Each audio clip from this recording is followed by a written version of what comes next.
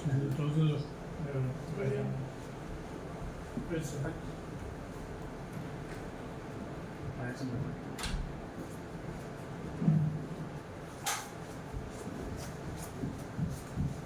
Lotus feet is my favorite.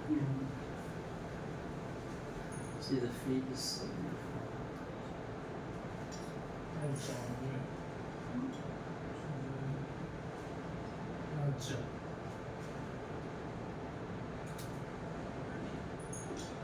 Where's the video? Oh. Oh yeah.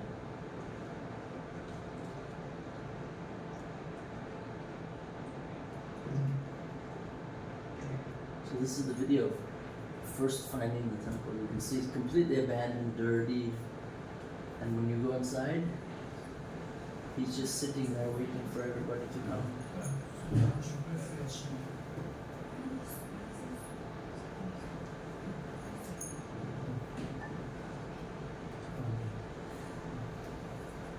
You can see, so the village didn't even care. It's so sad, you know, they left him abandoned.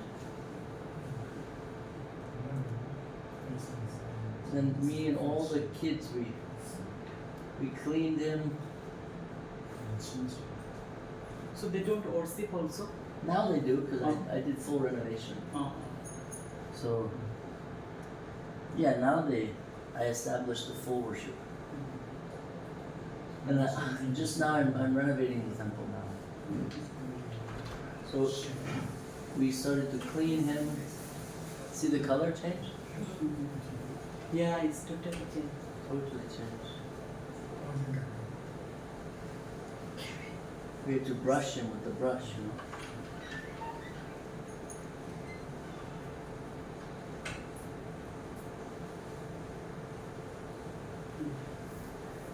All the children in the village helped to clean him. Very beautiful. Then they did full abhishek. And we did full puja, sitting and meditating before him.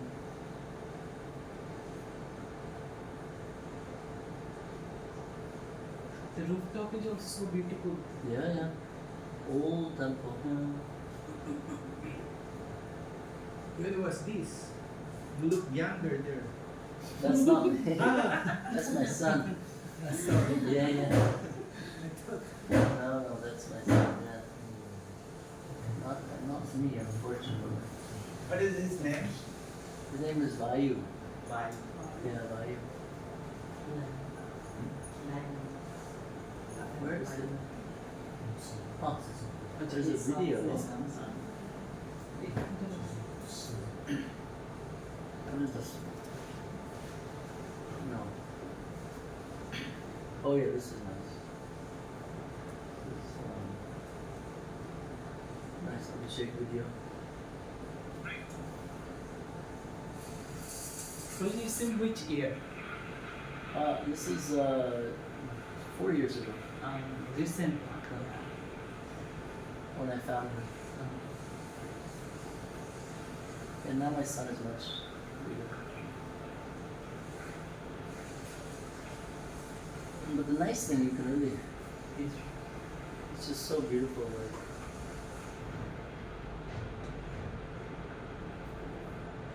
so up here on the ceiling, all the top here, we have to renovate, we have to secure, make sure it doesn't fall, because the temple is very old, you know. So we have to protect the integrity of the temple. It's very. So back in the back, you see here all the vines. There was the vines growing inside on the ceiling. We had to clean them, tear them down, you know.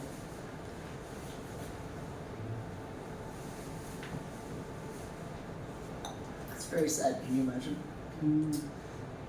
They're building so many churches and mosques in India. India is Hindu nation, not Islam and Christian. Idiots, you know. And they don't even, the new ugly mosque, ugly church, disgusting, and they're neglecting 1,600-year-old temple. They just don't even care. I had to renovate full. Could you imagine, you know? Like, The whole temple was. Government didn't help. Nobody cared. Government doesn't care. Idiots. Absolute idiots. But now, because I'm Westerner, they're a little scared because I have big following on Instagram and Facebook and Twitter. So, and Actually, so they're this very one is the scared. temple.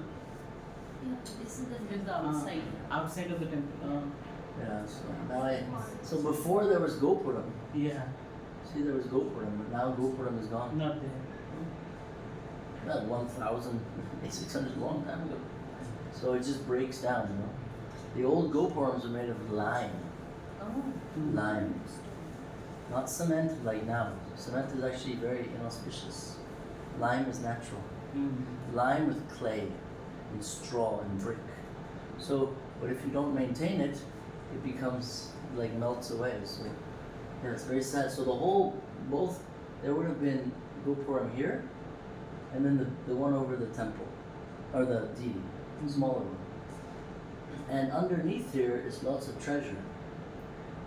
This temple, you have to, so now I'm having to excavate, because underneath there's another level.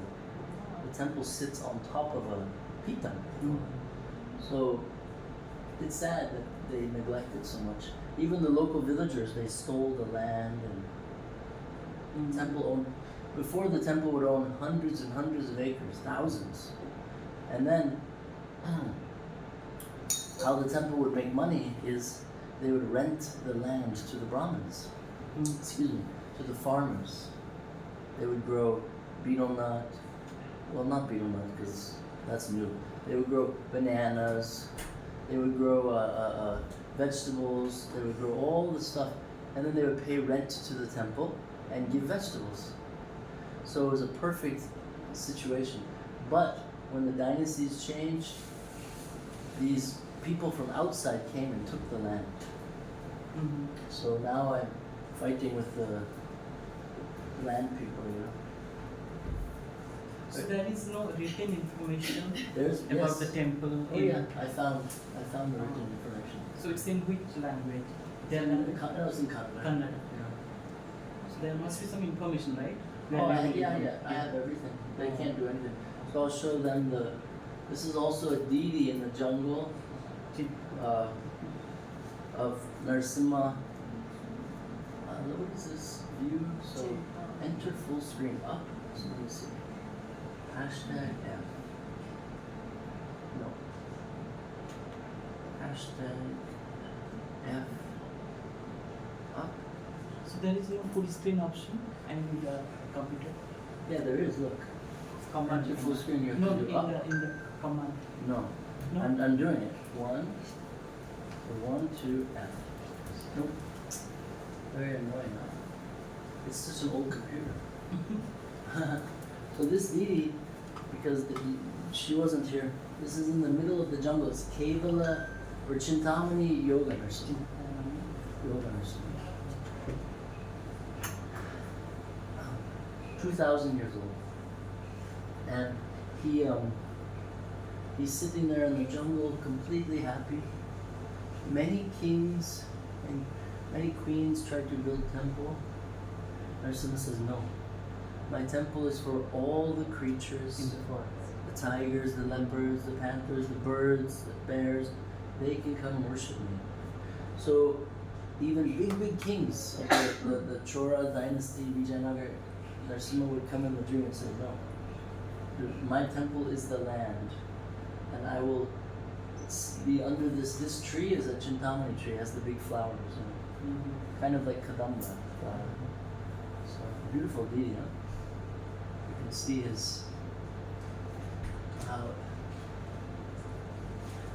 see how his hand is here, and the other hand is here, kind of like leaning, and he's holding a flower.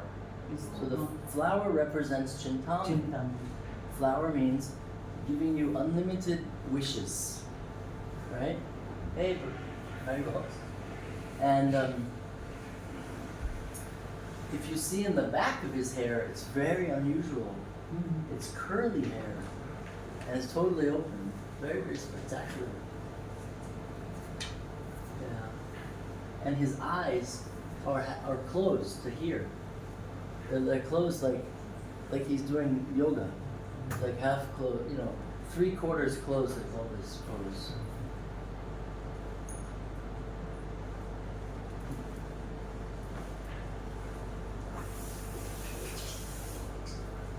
I can show you. This is nice. Guru.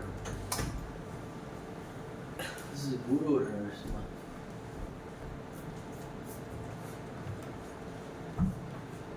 They just finished the turmeric abhishekam. So they'll do turmeric, they'll do kumkum, they'll do yogurt, they'll do so many different auspicious. So this deity is very old. You can see his beautiful feet. See here?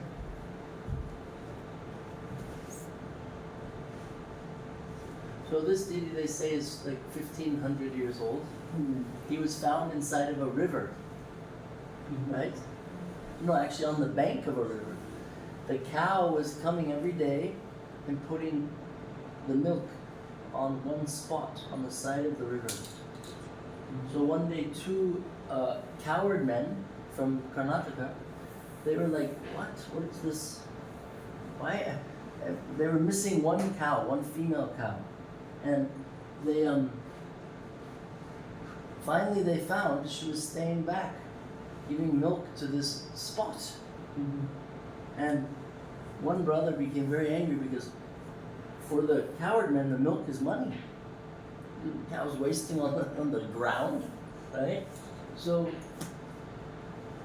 one of the brothers was going to hit the cow, hey, but the one brother knew, wait, there's something there, let's see. So then the next day they observed her again. She went to the place and gave milk to the small little lump. So the brothers said, okay, we must, something auspicious. So they dug and they found this deity. Huge deity, 3.5 meters. No, excuse me, 2.5 meters. And you see how powerful he is? So they also found the tablet of the history. Gautama Maharishi worshipped, and then one king established a temple, but the temple fell into the river in a flood, and the deity was, the river then became very small, because in Kali Yuga the rivers shrink, and Narasimha was there on the bank covered by the mud. So the coward men are considered like Sudra class. They're not supposed to do puja, but because they found him, their descendants from 800 something years ago, they're allowed to do puja. It's one of the only temples where the Sudra people are allowed to come in and worship the main deity because of their relationship with him. So it's very unusual.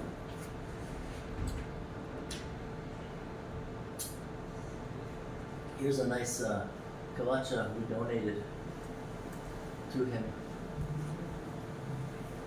Not such a good photo because the pujari sent me, but this is called kavach.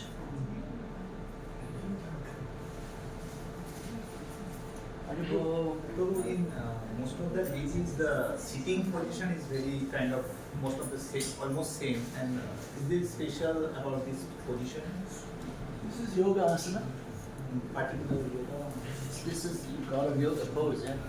This is how he sits with his hands on his knees and he's meditating in yoga meditation with his eyes. Most of his eyes are half closed. Then the yoga pata, the band here. See this band? It's called the yoga pata.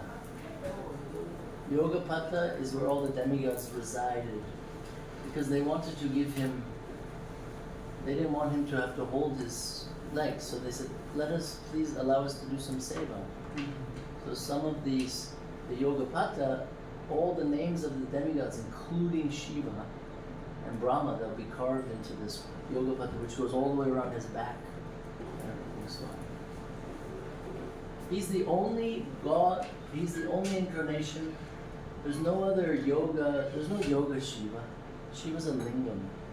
It's an offense to worship Shiva as an idol or put face on the lingam. It's completely offense. It's offense to dress the lingam with anything but just the vibhuti. But they make up so much stuff. There's no yoga Krishna, we don't worship. There's no yoga Ranganath, yoga Balaji, yoga Ram, yoga Varaha, yoga Parshurama. There's only one yoga god, and it's Yoga Narashimha. And for many years I didn't understand this until I really started studying and asking questions of why Yoga Narashimha? Why? What is the historical significance? Why is he exclusively called Yoga Narashimha? And then I studied the history of yoga. After he killed Hiranyakashipu, he manifested as Yoga Narashimha. He calmed his anger, and then he taught Prahlad Yoga. And then all the demigods they referred to him as the god of yoga. So that's why I was also very this one too, unfortunately these files don't open, so you can see this beautiful deity, but his form is very spectacular because he again, you can see how maybe I have see again he has the yoga, see? This is Agara. So he's Agara means remover of poison, Agara Narashimha. So he's the remover of poison. So you'll see, I was sitting there the whole morning, we did Abhishekam and I was relaxing and watching the pilgrims, and they were coming and they were all bringing gifts to Narasimha because he protected their child from some poison or some sickness. You know, sickness is also like poison in your body. So it was very beautiful to see their gratitude for him saving them, you know. Is that all there is of that one? Yeah, so let's go to that now.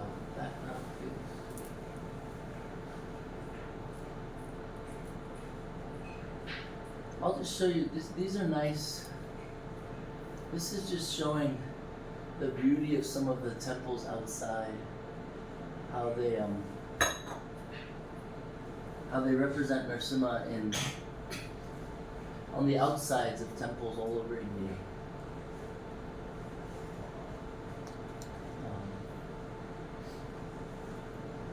Maybe it doesn't open because it's such a big file.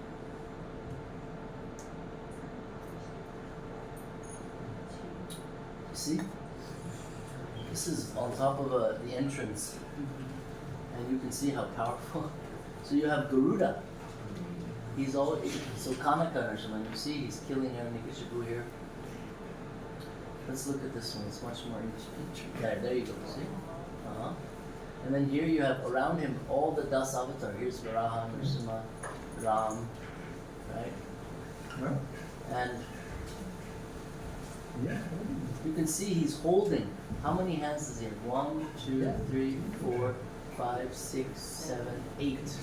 16 arms. Now look, he's stabbing this. He's holding his sword and stabbing the demon in the face. See this? And here he's holding the Sudarshan Chakra. Let's zoom in here. Here he's holding the Sudarshan Chakra. See? Here he's holding the like a, what do you call it? A whip. Here he's holding the like a dagger, the gada, right? Here he's holding Hiranyakashipu's head down, totally making sure he cannot get free. And then on this side, what is he holding here? Yes, this shows that he is Ram. Ram is him. Then he's holding the Shankha. And look, he's holding Narashimhadev's leg, finished. Then here he's holding the trident, showing that Shiva comes from him. I gifted this trident to Shiva.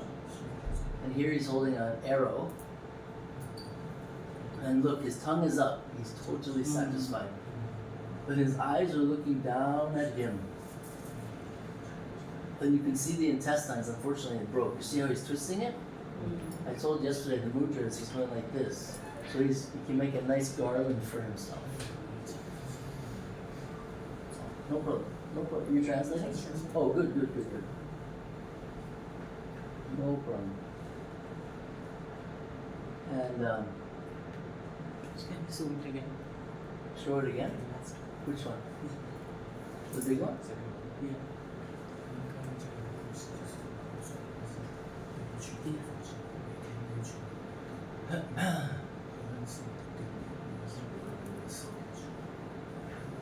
Thanks. Of course. Now you can have a close-up. Let's get a little closer. That's technology, you see? It allows us to get... Look at how beautiful he is. So Mario. See, now look at something very interesting. See how his hands are both different? See, one is like picking it out, and one is kind of pulling it out. See? Everything is mudra. There's a reason behind everything. And even Hiranyakashipu, so beautiful he was. But he has no chance, finished.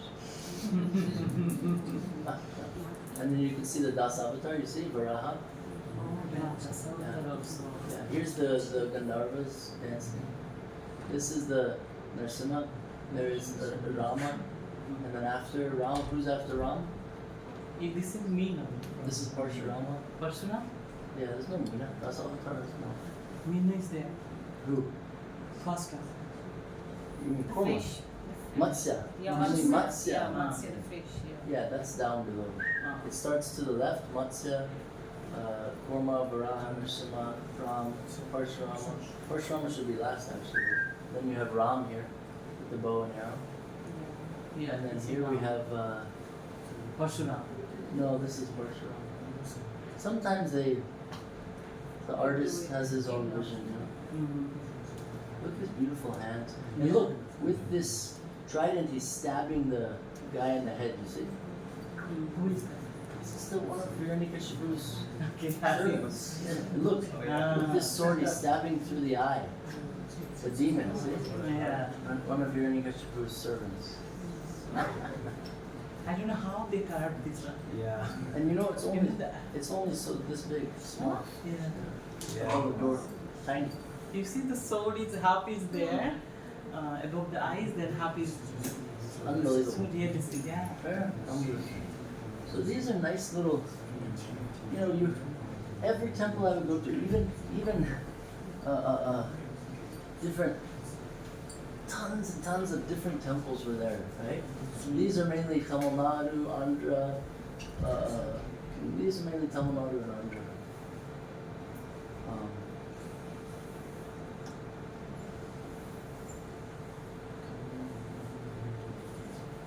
Waiting for it to open.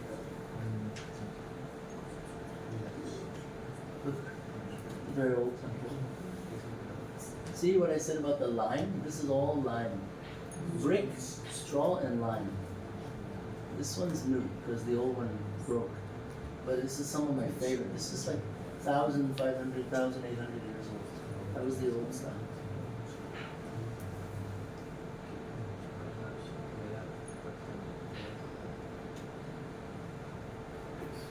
He wrote some phone number down there, I guess. Of course, this is the man who painted him. Oh, okay. Now, it's free advertising. Oh! Oh, this Very bad. Yeah, very correct. Oh. Hopefully it doesn't cause an issue. Okay, good. Yeah, some problem. file corrupted. Oh yeah, perfect. File corrupt. Oh, so this is one of my favorite Swamijis. His temple. Very, very special temple. They can also come close. So much space is here. Everybody come close. All the way over here. आप हिंदी समझते हैं? हिंदी समझते हैं? Oh, you're Indian? Oh, tamu tadi apa? Okay. Manga. Also, the guys can come close. Plenty of space, everybody. Don't be shy. Oh, look how young I was. Look, wow. So this Swamiji is in the Shankara tradition. you see he worships Narasimha. So this ashram, mat, it's called a mat, matam. In North India we call ashram, right? This is called a mat. It means ashram where only Naishtika brahmacharis and swamis live. Sorry girls, no allowed. Very sorry. But they're small. Generally they're in the ashram, they're in the jungles, they're in the mountains, you know. And they're mainly, most ashrams I visited, the main god is Narasimha, always. And this ashram I was searching for a long time because it's a secret ashram. One second, I just have to say good morning to my son. Good morning, how are you? I hope you have a beautiful day over there. I love you. I'm just talking about Narasimha. Love you, have a good time, and have to go to the gym right now.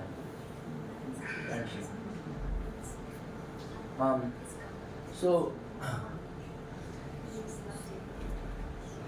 I finally found this ashram, and it's a very special ashram because they have 3 deities of Narasimha, and one of them was given by Shankara, Adi Shankaracharya. Adi Shankaracharya was fanatic Narasimha Bhakta.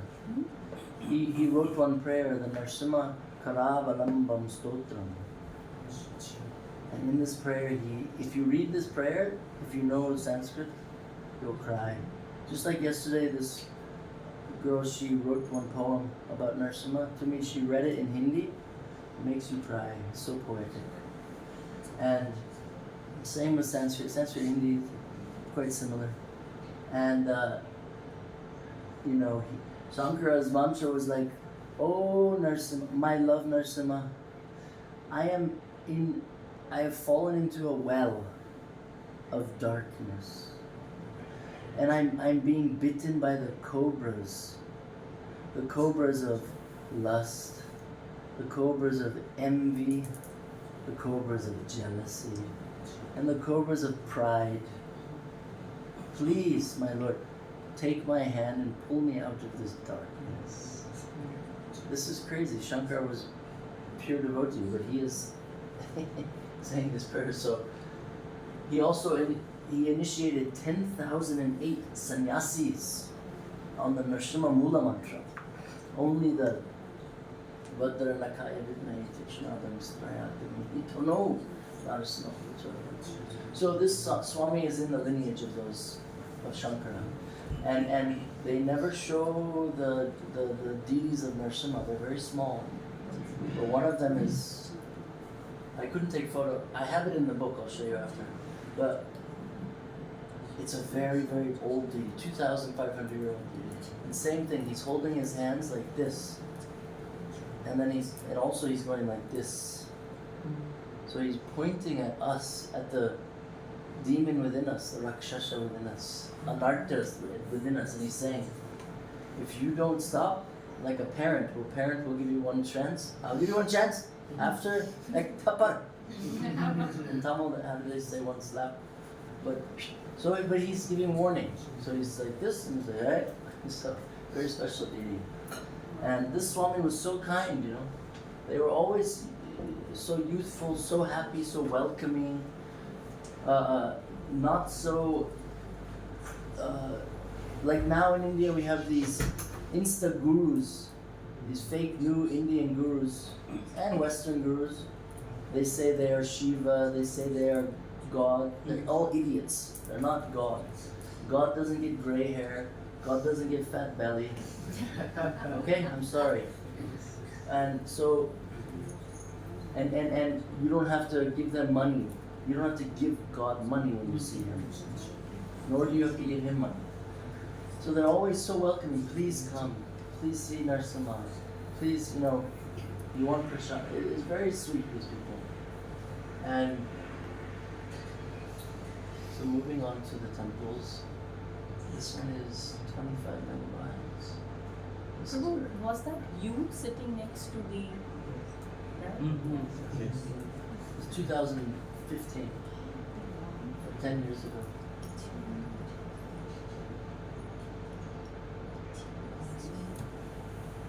See him? See him right here. This is very powerful. This is in Karnataka. The Hoysala kings were so crazy devotees of Narasimha.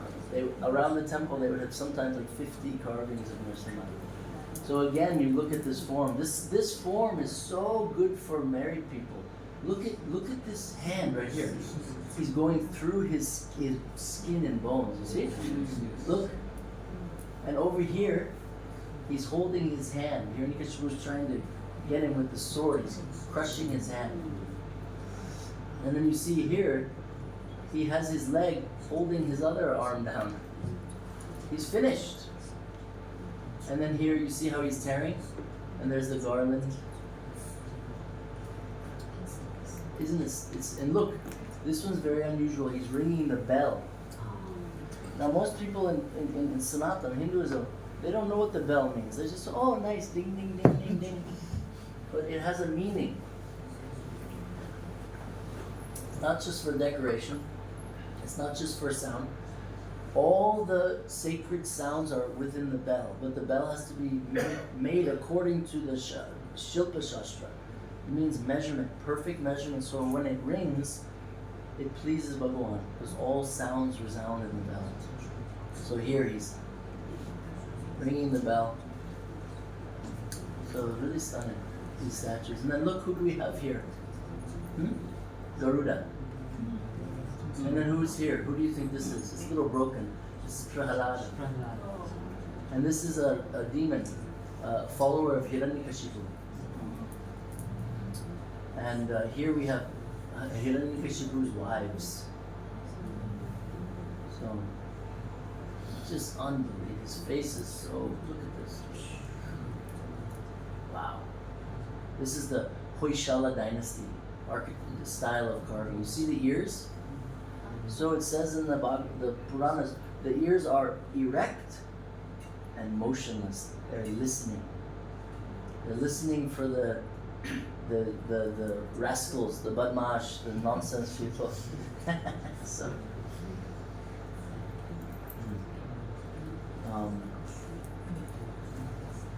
this is one temple I helped renovate. You said this is good for married people or something like this? Yeah, Ugra is the best for married people.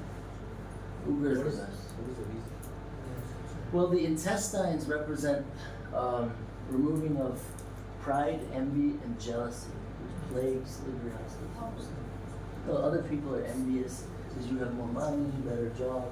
Other people are jealous, you know, or maybe we have envy or jealousy for others.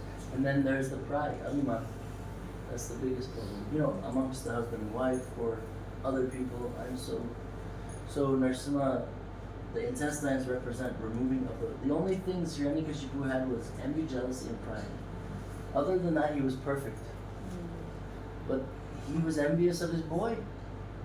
And then he was so proud, I am Bhagwan. And then he was jealous of anyone who worshipped Bhagwan. So Narasimha removed it. So for Grihasthas, from Prabhupada to Madhva, Ramanuja, Shankara, they said the most potent in the home is Ugra. Because he will remove those problems. And yeah. I love this little temple. This is after the renovation, you know. This is one of my favorite temples. This temple, they don't let me take photos, but it's Lakshmi Narasimha. But Narasimha has his arm over Lakshmi's shoulder, like only form. I've seen tens and thousands of Narasimha deities. But this one, Lakshmi's sitting on his lap, almost like a youth, boyfriend, girlfriend. His hand is around her shoulder, just totally in bliss. One of the most amazing temples I've ever seen. Unfortunately, they're a little too flat. They won't let me take photos. I've been bugging them for years. Oh, and this is very nice. If anyone here is from Karnataka, you'll immediately know this. So this is a typical Karnataka home temple. And these are some of my favorites because look how beautiful, huh? All gold and silver and silver. So, look. Can you see Narasimha? Yeah. Where? Top. No, you have one here, right here. Uh-huh. You have one here. You have Lakshmi Narasimha. Yes. So Lakshmi Narasimha, Lakshmi Narasimha, Lakshmi Yoga Bhoga Narasimha. Uh-huh. You have Hayagriva. You have Garuda Vishnu. You have Narayan. You have Yoga Narasimha here. You have what do you call Udupi Krishna here. So this is your typical home temple. Like every individual house has a little small room like this. And some of the bigger temples will also have it like this. And sometimes you'll see there'll be like 50 Narasimha temple, Narashimha-dd. It's like, This is made of gold. it's all, gold and silver, pure gold, pure silver. Yeah. This is in Karnataka, not in Udupi, near Udupi, going on the way to Manipur. Excuse me, on the way to Mangalore. From, and then this is very interesting. So,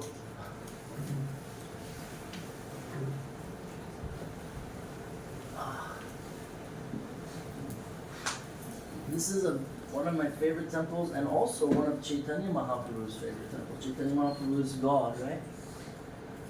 So Chaitanya Mahaprabhu went here. This is called Melkote. Anyone know about Melkote? You know Melkote? Yeah. You been there? I've been to Melbourne. Amazing. You been to Melkote? No? You heard of it, yeah. Melkote is amazing. This place is, everybody has been here.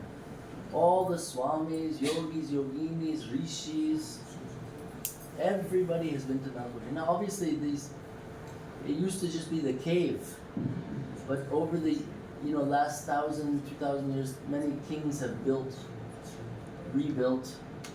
But inside this mountain, after Narasimha and Prahlad split, Narasimha left, Prahlad was very sad. Because Narasimha said, I'll give you anything, what do you want? I would have asked Narasimha for like 10,000 things. Prahlad said, free everybody from envy, jealousy, lust, all mankind. And then Narasimha said, yes, I know this, done.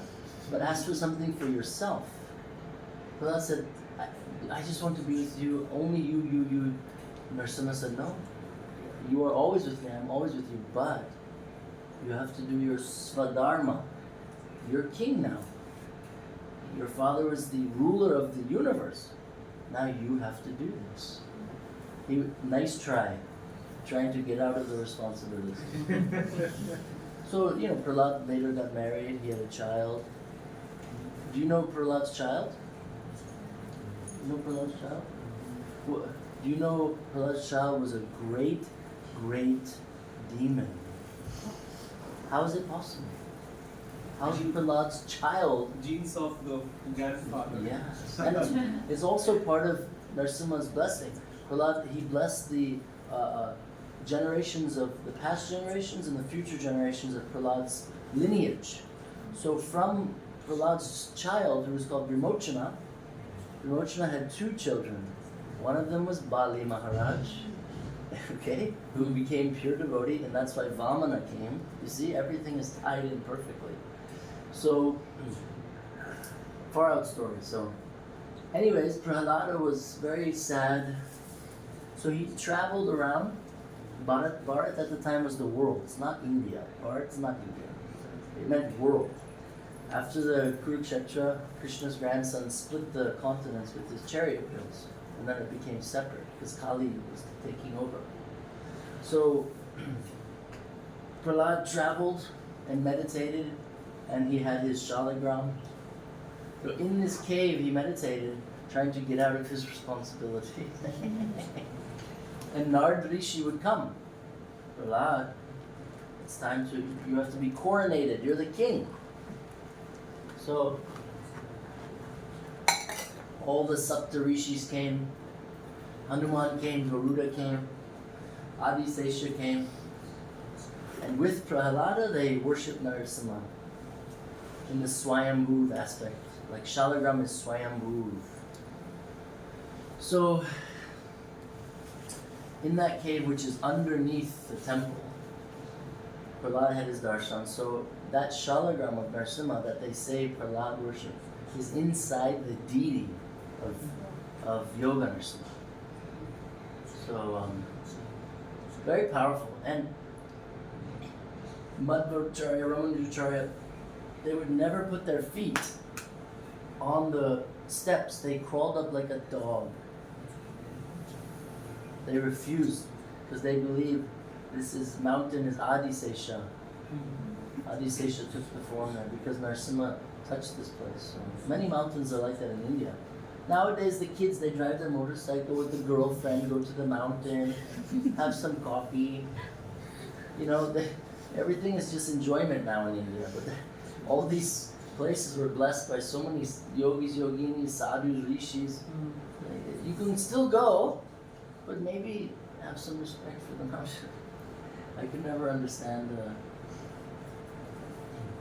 So these are very nice. This is a nice form. This is Bala Narasimha. Now I'm just showing you the architecture stuff before we get into the deities. You know, this is all outside of the temple. So this form, Narasimha is referred to. They say Mata Narasimha, Pitta Narasimha, or Amma Narasimha, Appa Narasimha. The Tamil Prabandhams, you know the Tamil Prabandhams, by the Alvars. So they would say, you are my father, you are my mother, you are my best friend, you are also my everything, all. You are around me, you are in me, you know, like beautiful. So this is the aspect of Narasimha as our father, Bala Narasimha. You see? And this is unusual because normally he's holding the gada. In one hand he's blessing, or he's saying, come to me and I will protect you. But here he's holding the shank and the chakra and padma and gada. Yeah, so this one would be the kind of they consider him as the grandfather. So generally, if you're a bacha or a kid, you have loved your grandparents. If the parents don't give you what you want, who do you go to? You go to the grandparents. Oh, please. And immediately they give. Because the grandparents, different love, you know. So yeah, this form, especially in the south, like Tamil Nadu, Kerala, Andhra, and Karnataka, they refer to him as grandfather Narasimha. And in the beginning, I didn't understand why. You know, this doesn't make it. Then when I understood, it made sense. Because all of us we want to identify with the Lord in a particular way, right? You don't have to just see him so, like, serious. This is not Prahlad. Remember, Prahlad went on his lap. Narasimha Bhagwan picked up the child like a father does to the child, put on his lap, and then he hugged him. Bhagwan was crying, and then he kissed him, licked him. So this is not so black and white. This is not so I am Brahmin, you are Sudra. This is all made up nonsense. Prahlad and Narasimha, this is bhakti, which is pure love. You know? So, and this whole story is there to show us it's not so black and white. It's balanced. You have to live in the gray. So you have to do your dharma, but don't forget Bhagwan. You know? So this is a beautiful, on top of in most temples you see the ceiling has a beautiful, what is this? On top of the ceiling, every ceiling is carved in the South Indian temples. So you cannot imagine this temple. This one is probably I would say probably 8 meters high, and it's hanging, and it's one piece of stone. Right? How did they do this? 1,400 years ago. How is it possible? It's because people used to do tapasya. They were very strong. Some of them have siddhis. Now many people still have siddhis, but they're cheaters and liars and rascals. So some of these fake gurus, they'll have siddhis. They can speak any lie and people, oh, Guruji. Here's money, here's everything. This is so they're using the cities to cheat the people, or to get the girls or the boys, or money or power or fame. Before, the cities were all used to make your sadhana and your bhakti more powerful. And then they would build these incredible temples. So if you look at the detail, imagine the person's mind who carved this. How is it possible? Like, yeah, how did they? This is about like this big, and then but this depth, and the whole thing on the sides. Don't forget, all this area on the sides is also carved. Wow. So how did they do this? Just like you see at the museums here in Taiwan and China, they'll have a ivory. We went to the museum. They had, and within the ball is another ball, another ball, another ball. Same in India they have. So unbelievable. So these people are blessed by God. This all comes from Sanatan, whether it's Chinese, Taiwanese, it's all part of Sanatan. And again, you see Ugra. You see the intestines? He's making himself a garland. And he's really looking at him, you see? He's really looking at him. And and this is the classic, my favorite pose.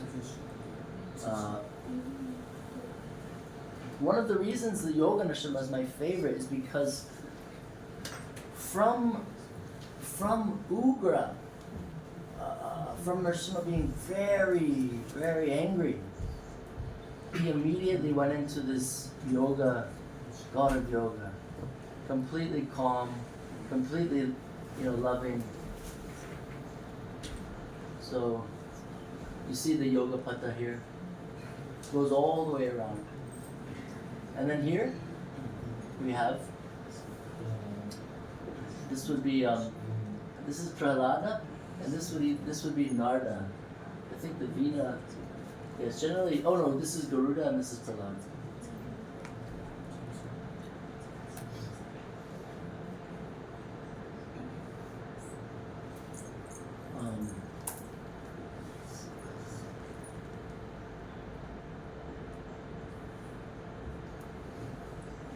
I love these old temples like this one.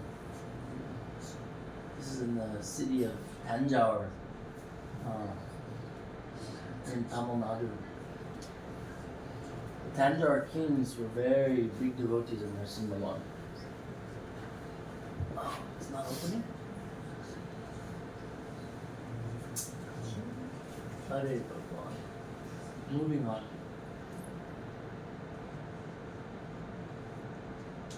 Here's another little guy. This one's hardly like, maybe this big. But the detail, blow your mind if it opens. Yes. There's a lot of misconceptions in India, even in our ISKCON. Oh, don't worship Ugra. Hare Bhagwan. Oh, yeah, I can't. Look at him. Whoa. Look at his face, huh? Look at this, look at this. You see?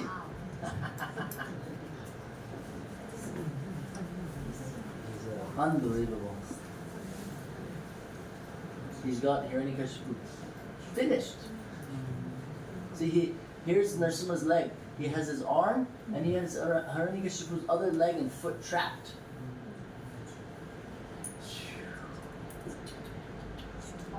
Unbelievable. Just his face. See the intestines here? Twisting them like a garland. And his face, this one I always remember, like, it's just so stunning, see? Like perfect. Like, it's not fear, it's focus. He's like, I've accomplished my, you see his tongue as well? Yeah. Alright? He's totally happy. Because he's not killing him, he's freeing him from pride, envy, jealousy, and then he's protecting his devotee. Also, Hiranyakashipu was his devotee. Remember, he got cursed. The Jai Vijay got cursed. So, Nrsimha is freeing his devotee. So, very beautiful. I love this one. So powerful, his face. Yesterday oh yeah, these are here. I was looking for these. So yesterday I showed a couple of them. These are small, so I can egg the routine. That'd be cool. But yeah. So this Narsim is called Bhima Narsimha. Everybody knows Bhima from Mahabharata? Yeah. So Bhima or Bhim they call him. Bhim was heavy Kshatriya. So Bhima worshipped this deity. Well, actually, not this deity, this 5,000 years ago. So in the lineage of this ashram, they worshipped a deity that Bhima worshipped. And sometimes 200, 300, 500 years go by, the deity gets damaged, then they replace with a new one. They generally use the same metal, they melt it and create the new one. Because after time, deities get ruined. So it's called Bhima Narsimha. And he's such a beautiful Narsimha, you can see. So I was there, and this Swamiji is also a very beautiful man, such a kind soul. These Swamijis, they sleep only on the floor, no blanket, nothing. Nobody is allowed to cook for them.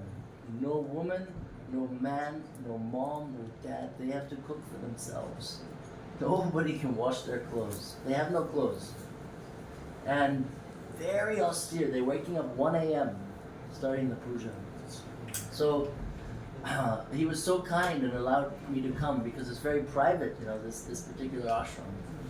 Many big Google executives, Microsoft executives, Indians, they come there once a year, twice a year for 2 weeks. It's in the middle of the jungle in North Karnataka. There's no cell phone reception because the temple, the mutt owns like the 10,000 acres. So no cell phone tower. And at the mutt, the ashram, in your room, there's no bed. You have to sleep on the floor. There's only squat toilet. Indian toilet. There's only bucket shower. There's no hot water. And I met billionaires that come there. For 2 weeks they have to do tapasya. They're waking up 1 a.m., cold shower, they come to the mutt, the whole program. This is the tradition in their family for 300, 400, 500 years. And I was shocked, the people I met there. Royalty, big people, But it's every year, and if the father dies, then the son has to keep the tradition, or the daughter has to keep the tradition with her husband. So the mood is, you feel like you're transported 1,000 years back. There's no technology, it's unbelievable. One of my favorite experiences. Now, I went there during this time of the year where everybody gets to bathe with Narsimha, with Bhima Narsimha. Here he is. In this kund. And first they put him in. You see him here? And then all of a sudden, once he's in, then everybody jumps in and it's like you're bathing with him together. It was unbelievable. It was spectacular. I went there with my son. It was so beautiful. Like all the deities come and you bathe with him. It was very wonderful feeling. What is the name of this mutt? This is it's called not the thunder. It's called not the bean Nikethin mutt. It's called the Sondon. I forget. I have to look in the book. It starts with an S. Sirsi. They call it the Sirsi mutt, but the actual name from old time is the. I'll have to remember. I'll look in the book after I show the slides.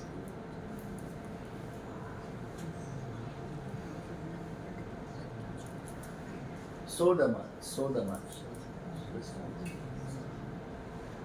So you have Lakshmi Narasimha, and then you have all the apsaras standing here offering. Some are offering different flowers. You see one here, flower, one here, flower, another flower. Same here. Offering the different articles to Lakshmi Narasimha. And then, who is there? You see? Who's there? There's Prahlad. This is not called Lakshmi Prahlad Narasimha. This is Lakshmi Narasimha. Prahlad is just worshipping. Unfortunately, you see the Muslims, they do Muslims are so evil, they're such evil people. They wouldn't smash the whole thing. They would just smash a little part of the face. Just to destroy. Such disgusting humans. Who are on the sides? Huh? Who are on the sides? Oh, I just said that. They're Devis offering the flowers to Lakshmi Vishnu. These are all Devis, and then they do other carvings of Dasavatar. And these temples are carved from head to toe, top to bottom, in and out. They'll have all the Mahabharata, the whole Ramayana, every avatar's story, but most on all these temples, Narasimha is the prominent. Because the Hoysala dynasty, those kings were some of the most, they're the richest dynasty in India, the Hoysalas. Their temples are the most beautifully carved. Oh, look at, this is my India. Long time ago though. Not like this anymore. Now there's like 5 billion houses there. But look, it's so beautiful. The little mountains and Hare Bhagavan.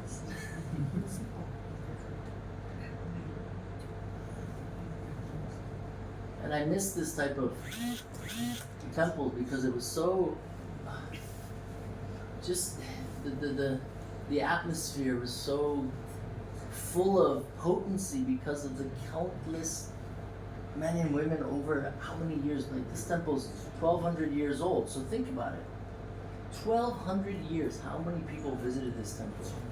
Oh, look at South India. The palm trees, champa tree. Oh no, this is a, what do you call it? Tamal tree. Oh, so beautiful. And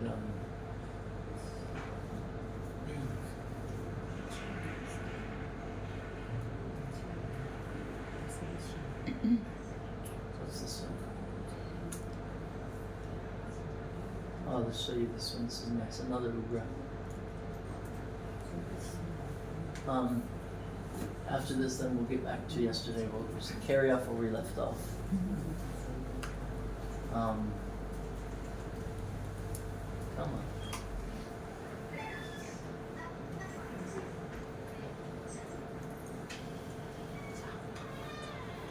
So yeah, then. Oh, no luck. Try this one.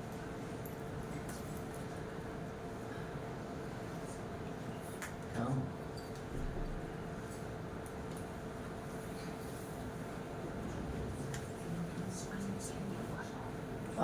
You see the pillar? You can see how inside these old 1,000, 2,000-year-old temples in the south, they have the crazy, you see Ugra Narasimha again? No, this is Yoga. Yoga Narasimha. And you have Sri Devi and Bhu Devi. Do you know why, anybody knows why Bhu Devi has no top? What's the reason? Why she doesn't cover the top? The ladies should know this. You don't know this? Who is Bhu Devi? Bhumi. She's mother. So she's always offering to us like the mother, the milk, without asking for anything. But we're abusing her every day. She's our mother. So that represents her. So in the old days, now the new ones, they cover everything, but that's how they would represent her. As the mother, she's so kind to us, and then we take advantage of her too much. So yesterday we were going on this one, I think. Was it this one? Oh no, we finished this one, right? Yeah. We were on first book.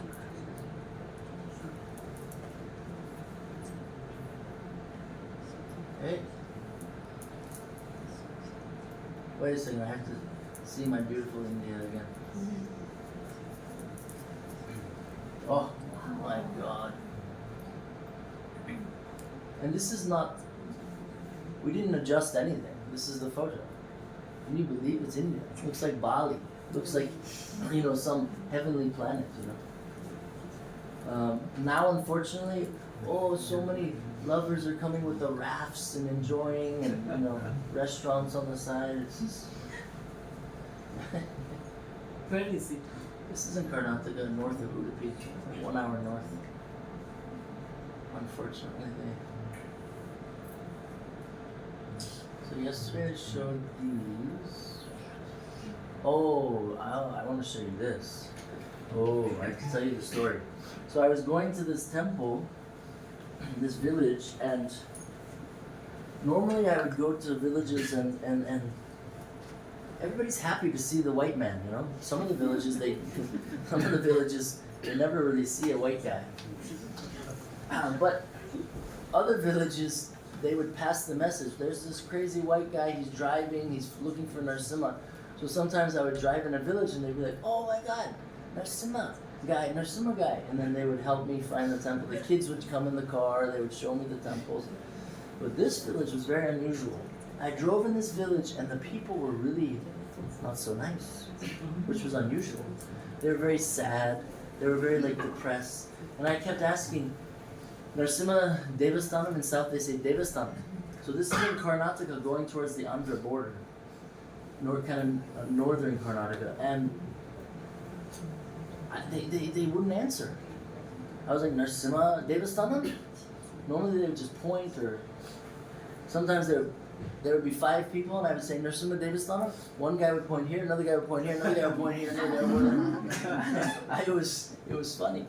So they were all really depressed and sad. So I was like, what's going on? Anyways, I picked up some local kids and they took me kind of on top of this little hill in kind of a jungly area.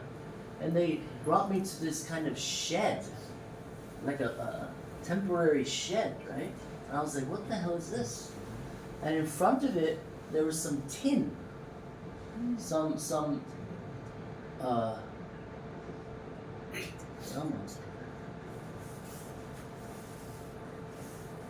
Oh, they're big files. So you see over here the tin?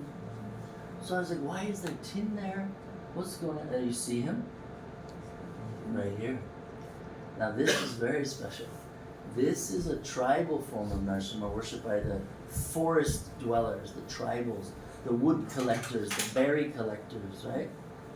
And they worship very tantric aspects of Narasimha because Narasimha is the god of Tantra. All Tantra comes from him. Kali prays to Narasimha for her power. Durga, Ganesha, right? All these tantric sub-category gods and goddesses all pray to Narasimha. So this one I was like, what? And I immediately moved the tin and I brought a broom. I was doing Abhishek. I had a Bisleri new bottle. I said, what's going on here? Why isn't he being worshipped? Now can you see him? Oh yeah, you see? So this is called Stamba Narasimha. So what it represents, you see how he's squatting? So it's very tribal, it's not so refined like the other deities I was showing. This, obviously you can see it wasn't the best artist in the village.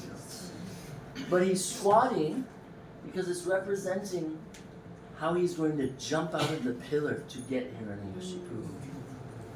So it's like, so they show the pillar, which is Stamba, and then this would be him inside getting ready to emerge, getting ready to hear those words. Hiranyakashipu would say, now I will cut your head from your body, Bacha. Now I will kill you. Where is your God? And then, boom, jump down. So it's a very heavy tantric form which we're not really supposed to worship. So I could feel a presence, like my hairs were standing, like goosebumps, and I was feeling very kind of upset. Nothing really upsets me, but I was feeling a little upset, kind of aggravated. And I was like, why? What's wrong with these people? Why aren't they worshiping him? So I was going to take him with me. He's not so big. You can see my hand. I could easily carry him. And he was loose. So I told the boys, I didn't speak Kannada. They didn't speak English. I just yelled at them, go get the people. So quite a few, like 50 villagers came. And luckily one boy was visiting from Bangalore who spoke decent English. I said, what is wrong with you people? Why are you not worshipping Narasimha?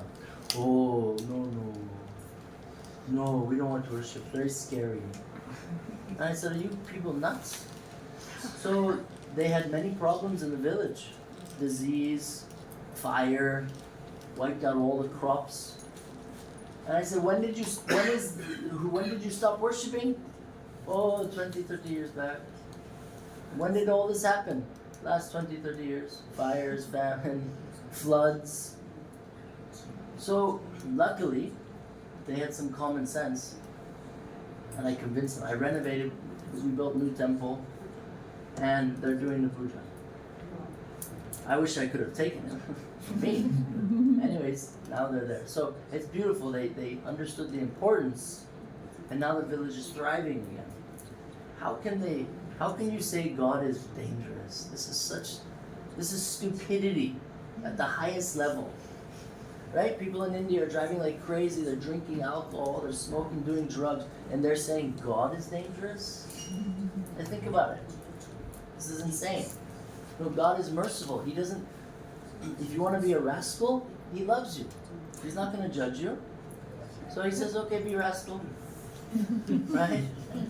Like, look, Hare-Krishna was a complete rascal. He stole all the demigods' power. He took their wives. Imagine someone takes your wife, put them in jail, and he made them wear rags, dirty clothes, and made them his servants cleaning the floors. This is big rascal. But God let him, right? Only when he offended the devotee, the boy, then this is not cool.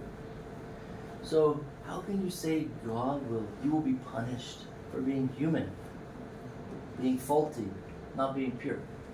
Not going to be punished. You have to worship Narasimha. So now I'm so happy they're doing. Now they don't have this, shed. And before he actually had no temple. He was under the trees. So afterwards, is there any change? Huh? And they're happy and Yeah, much happier. Oh, I've been there many times. I'm going this November. I'm going back. I want to double check. Make sure. Because sometimes I would travel in India and I would say, so everything's good. Ha ha ha ha. I'm like, so does that mean it's good or bad? Ha. Very good. Okay, so maybe it's good. And then I go back and it's not good. So, doesn't mean it. I don't know what it means. I'm still learning. And so, these types of things. So what I would do is I would talk to the kids, little boys, high school boys. I said, listen, I would pay their school tuition or I give them salary. You shouldn't have to buy them, but they're very enthusiastic. So some of the boys, I would say, how much you need? 1 month. You be pujari. Every day, puja. 500. So I would make sure they got 500 rupees every month. And then nowadays they all have WhatsApp. These little kids, they're like 8, 9, they have phones. So they're sending me photos, like every single day I get photos. Today I got from Narashimhadeva, he always sends me photos. They're the worst photos in the world. You can't see them, they're blurry.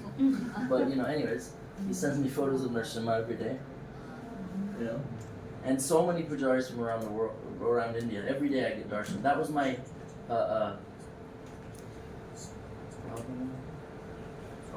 that was my request. Just, send me a darshan, especially his feet. So now, anybody familiar with Udupi? Anybody know Udupi? Yes. Yeah? Anybody know Manipal? Manipal is one of the biggest, yeah? Yeah, one of the best medical, now it's the best. Before it was very dodgy, But now they have international, like German, American doctors coming and teaching the kids. So one of the best dentist universities in the country and medical universities. And also Sanskrit, they have a fantastic Sanskrit department. So in Manipal, let's see if we can open all 3 of these. Maybe we get lucky. There's if you know Manipal, the university is kind of up on a little, not a hill, but behind it, it slopes down. So there's a temple of Narasimha. This predates 1,800 years. He's called Narasimha in the jungle. In Kannada, that's how they refer to him. And this is one of my favorite temples because it's the traditional Kannada architecture, which I love. And you see, it's so, the Vastu or Feng Shui is so perfect. They have the pond in front of the temple. They have the main entrance, and then the Prasadam hall, the Yagya Kund is here. It's just fantastic, right in the jungle. So right behind you, you can see it goes up. Little over here to here is where the university is. Literally right behind it. Now it's huge buildings, apartments for all the kids from all over the world coming to study to be doctors. And this temple, you come at 4 o'clock in the morning. Now it's lunchtime, nobody's there. 4 o'clock in the morning, there's like 10,000 students. It's the most unbelievable thing you've ever seen. And they have to walk down here. There's a road that goes up here, and it just keeps going up, up, up. They walk down, it's only like 5-minute, 10-minute walk. With their flashlights, they come down, and they all come in to have darshan because they believe it's because of him that they will do some success in their life on their education and their. So it's a very, very, very rich temple. They have like huge 10-kilo gold kailash. These students will end up in all over the world as doctors or dentists, or in India. They become very wealthy. So they always come back and give. Now what's amazing about him is that it's a little blurry. Can you see him? Yeah? Look at him. One thing I love about him is he's smiling. You see how old he is, the wear of the stone? So old. You can hardly see the Yogapata. You can hardly see his hands. And that's how old he is, you know. So these youth, they'll come in the morning, and it's the most beautiful thing, and they'll come and chant Govinda, Rajalaxmi-dd, and they'll all offer a lamp.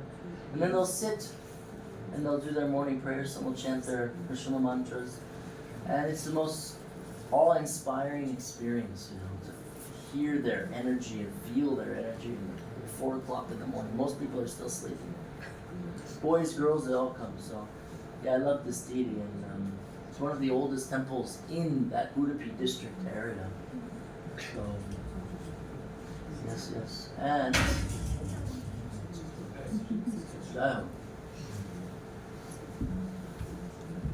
that one we showed you. Oh, this is very special. This so everybody, some of you aren't familiar with this form called Chintamani Narasimha. Sometimes it's Chintamani Yoga Narasimha, Chintamani Kevala Narasimha, or just Chintamani Narasimha. She's here. Chintamani's here tonight or no? No. So, one of my favorite forms, because of the meaning of the name and just how he looks, very unusual. He's holding a flower, generally a Chintamani flower, which means unlimited wishes. He will never run out. You can ask him whatever you want. So this is the Brahmin giving me some water when I arrived, because it was a long trek through the jungle, you know. This temple, you see, always the Nagas, because the Nagas are great worshippers of Narasimha. The Nagas and the Naginis are the shapeshifters. Most of you don't understand, the dragons are Nagas. In the Puranas and everything, they have horns. The snakes, they breathe fire. Some of the Nagas, they have 4 legs. Some have 2 legs, some have 4 legs, like dragons. You understand? It all comes from Vedic culture, Sanatana. So after Parshuram killed the, how many? 23, 22? 21. Oh, he was on the 22nd. Narada Muni came and said, maybe save a few Kshatriyas. Don't kill all, please. You know. So Parshuram gave the land to the Nagas. They were and then after, when there were some pious kings, then the Nagas gifted it back to those few pious kings, but they had condition that before you build anything, you have to do the Naga installation. That's why every home, every temple, there's always in the corner, they do the Naga statue in the ground. It's to give respect to those who kept the land pure and for Parshuram. So, very special. So their prayers to Narasimha, the Naginis were like, oh Narasimha, oh my dear Lord, thank you for freeing us from the shackles that Hiranyakashipu put us in. Because the Naginis can be anyone, any woman you desire. Can you imagine? As a man, this is like, wow, very nice. They can be anyone in your imagination. Hiranyakashipu stole their powers and made them live in the dungeon like dogs, just to torture the Naga kings, who, when Hiranyakashipu said the snakes had to bite Prahalada, they were the Naga kings. And they were crying with tears in their eyes, which were falling on the ground as crystals and jewels in front of Prahlad. And they came to Prahlad and said, I'm so sorry. Prahlad said, no, you have to follow your duty. My father is your king. You cannot disobey him. You have to kill me and bite me. So the Nagas were biting Prahlada, and their teeth, which some Nagas are jade teeth, crystal diamond, sapphire teeth, unbreakable. They were shattering. And the Nagas were crying, oh, we have committed the most atrocity, trying to hurt this boy. They went back to their king, Hiranyakashipu. They said, oh Raja, oh most powerful, beautiful king, we have no teeth left. We cannot kill your son. And he said, you useless, get out of here. Now leave me, or I will imprison you like I imprisoned your wives. So the Naginis, when they were freed, their prayers to Narasimha are so from the heart. Like I tell people, pray. What are you saying? Oh, please give me a good day. Oh, no. Say, thank you, my Lord, I love you. Good morning, my Lord, I love you so much. Thank you for another amazing day. Good night, my Lord. Thank you for this special day, for my research, for my work, for my intelligence, for my whatever, husband, wife, boyfriend, girlfriend, whatever. Thank you for everything. I love you so much. It's because of you I have this brain. So they always represent the Nagas, and if you see the knot, this is the infinity knot. You know how the Nagas.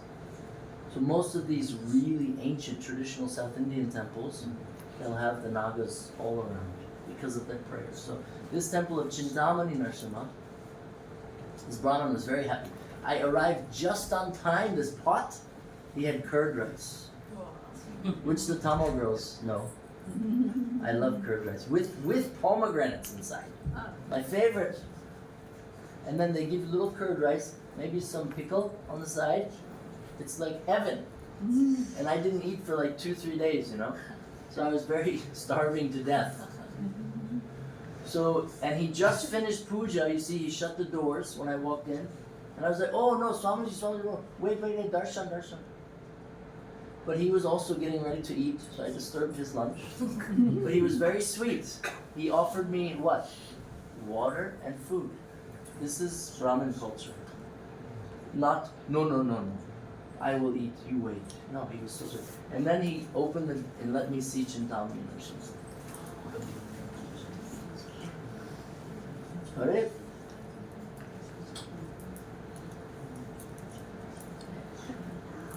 How cool is this? Now this is called the kavach. It's covering the actual deity. I don't really like it, but this was established by some of the kings and queens of the south as competition. Oh, I gave the gold kavach. You only gave silver kavach. And then, oh really? Oh, I will give diamond kavach. You know, so this was more. I prefer to see the actual body because the deities are stunning, you know. But anyways, you get the idea. And right here he's holding the conch, and then this hand he's holding the Chintamani flower. You can't see it because this is here, but it's very. His face doesn't even look like this, but they made this interesting collection. And then at the bottom here you have Lakshmi Ma and Garuda. And No, this Hanuman. Garuda, this Hanuman. Yeah, Garuda and Hanuman, and then you have the moon and the sun. Sun. Beautiful, beautiful. Chintamani. Okay, who's next? Oh, this is one of my favorites. So everybody knows the story of Dhruv, the bacha. Yeah. Yeah. So Dhruv was amazing boy, again like Prahlad. And you can see, let me make it bigger one second. So Dhruv meditated in the jungle, forest, and this was the area where he meditated. You see the pastime here? This is showing, so this is Dhruv, here, and Vishnu came. Remember Vishnu came to give him blessing. So, in this area, because Dhruv was there, many, for thousands, tens and thousands of years, many yogis, rishis, tapasvinis, all of them would come to this area and do heavy tapas. Okay? And many of the Sapta rishis were always here doing tapa, and Yoga Narashimha meditated, appeared before them in a cave. Oh, no, I'll show you. So you have to walk inside. Now it's they put the temple and everything. And then you see him inside the cave, and it blows your mind because his form is so beautiful. Hopefully it opens. Come on.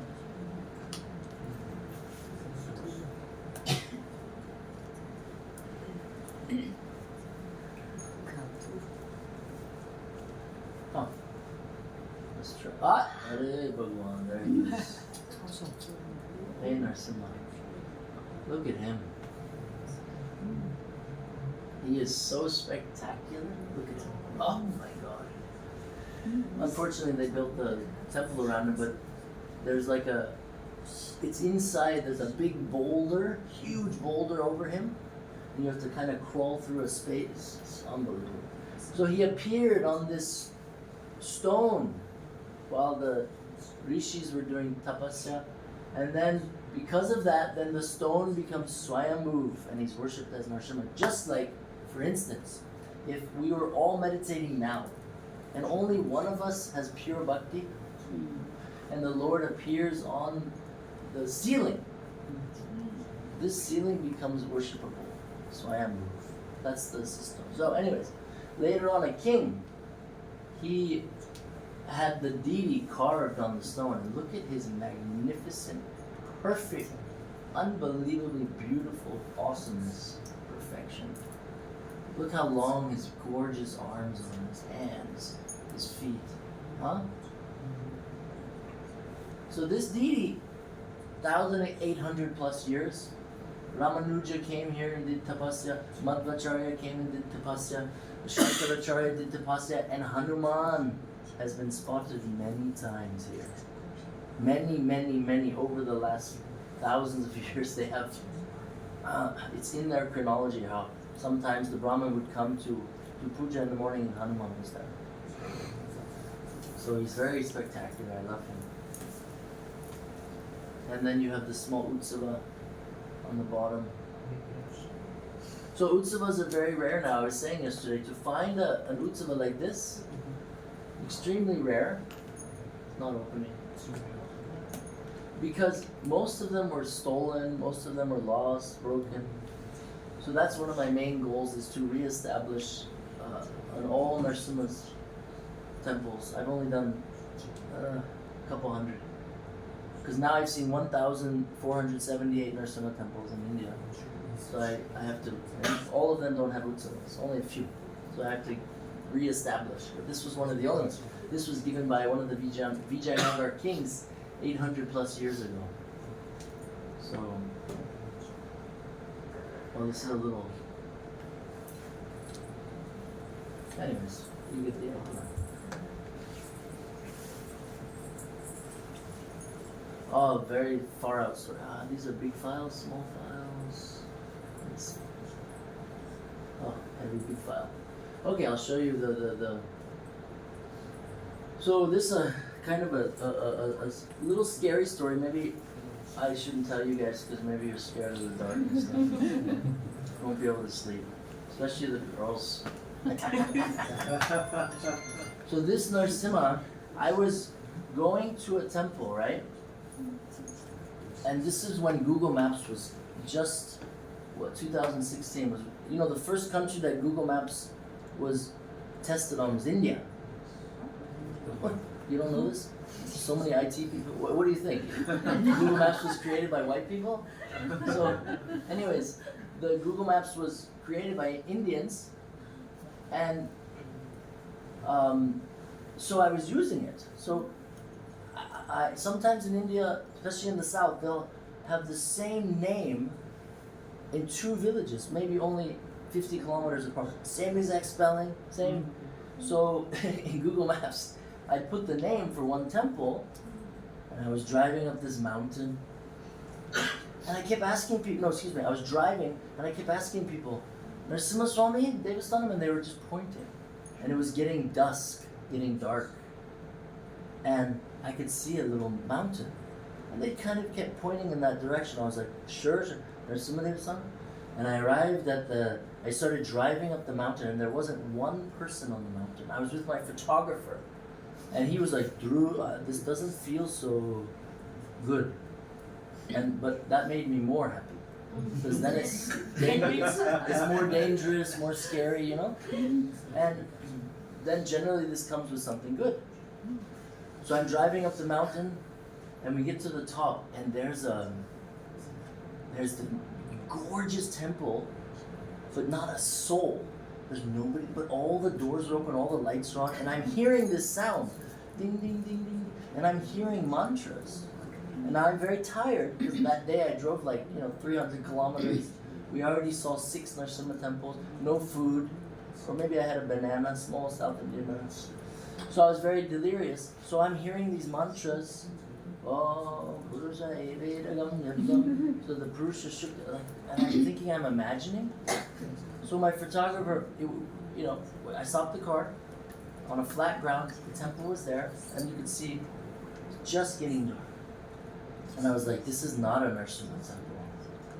This is not a Narasimha temple. This is something very, So my photographer said, no, I'm not coming. No problem. I went, no, you shouldn't go, you shouldn't. He said, what about your wife and child? I said, what about them?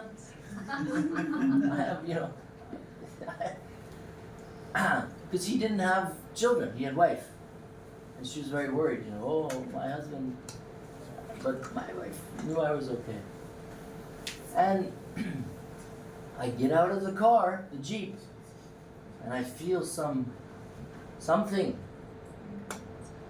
And all of a sudden the door slams shut. And the Jeep's perfectly level, no wind. And then my photographer, screaming and crying, Narasimha, Narasimha! He's chanting the Namaste Narasimha prayers.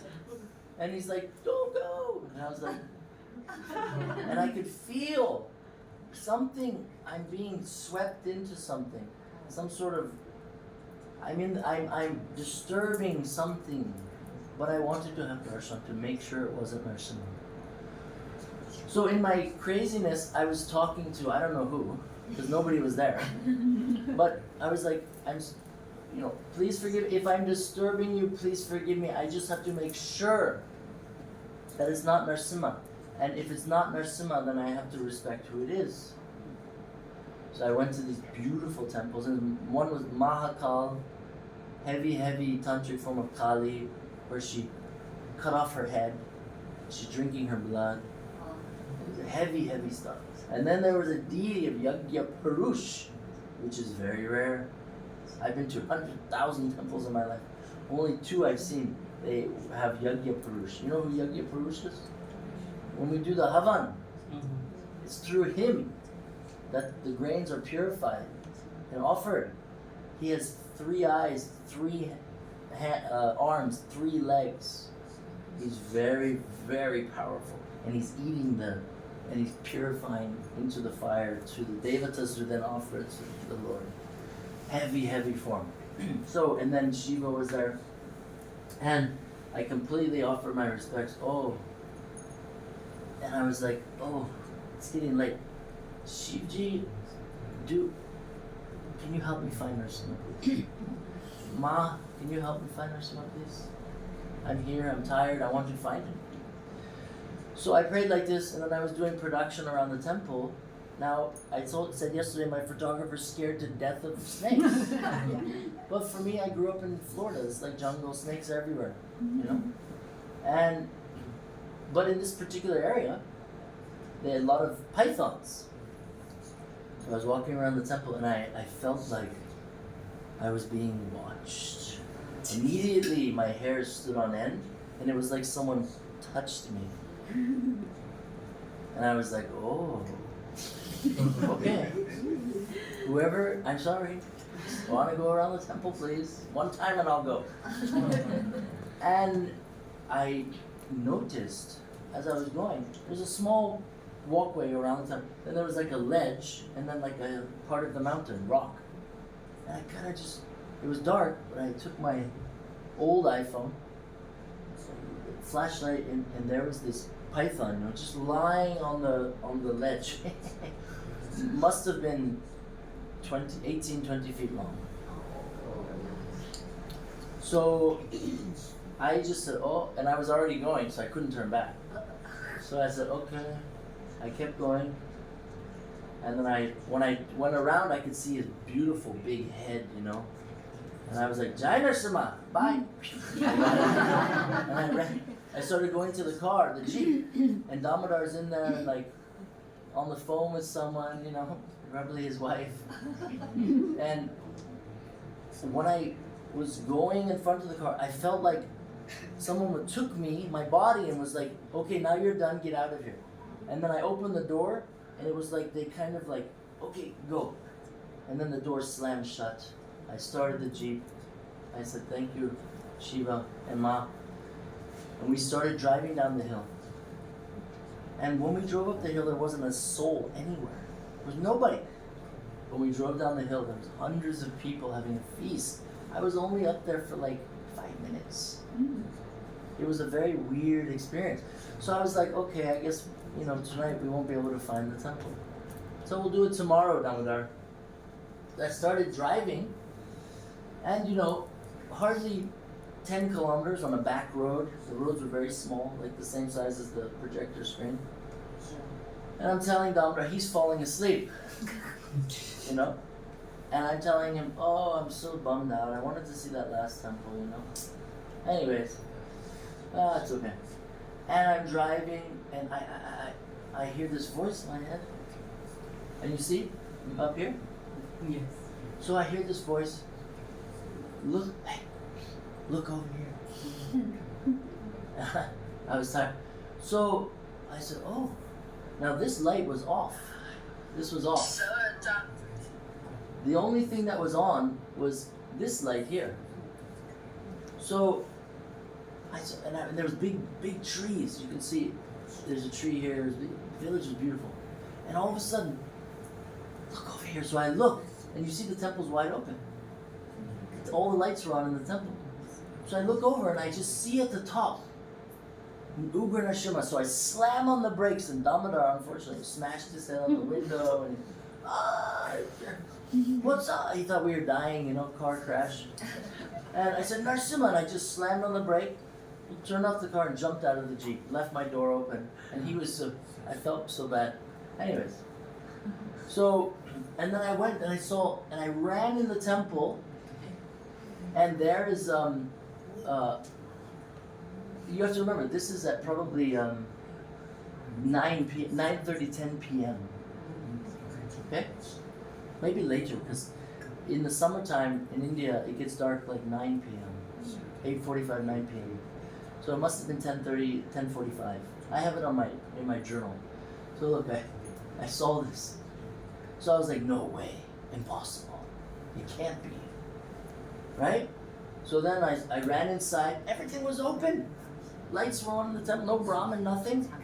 And I go in and, oh, I have to get out up here to show you him. And I see this wild form. of Ugra Narasimha. Now, when I drove up to the temple, on the opposite side there was these huge trees, and in South India at night, the old guys will sleep around the trees.